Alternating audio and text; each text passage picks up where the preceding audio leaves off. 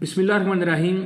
आज हम सरसाई के मुतल्लिक़ जानते हैं कि सरसाई क्या है। ज़मीन की पैमाइश की इकाइयों में सबसे छोटी इकाई सरसाई है, जिसे हम सरसाई के नाम से जानते हैं। तो ये जो आप देख रहे हैं, ये छोटी सी जगह या छोटा सा रकबा, ये एक सरसाई है। मिसाल के तौर पर हम इसे एक सरसाई कंसीडर कर लेते हैं।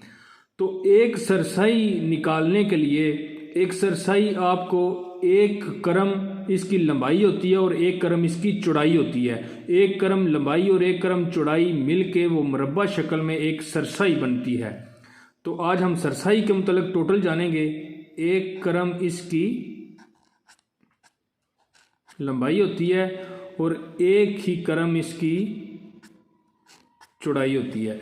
तो एक करम मिलके ये एक सरसाई बन जाती है। जिस तरह मरला तीन करम मिलके और तीन करम मिलके मरला बन जाता है, इस तरह एक सरसाई में एक करम होता है। अब हम जानते हैं कि एक करम में अगर हम इसे फिटों में नापते हैं तो एक करम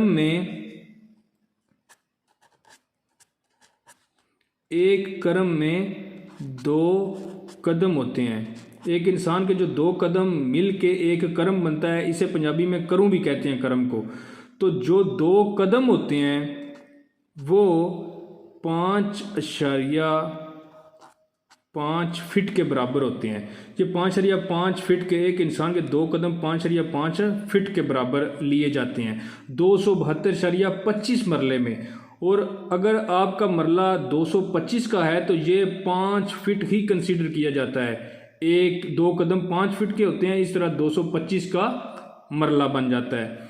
तो एक करम दो कदम में 5.5 फिट होते हैं। तो इस तरह हम, वही फार्मूला है रकबा निकालने का।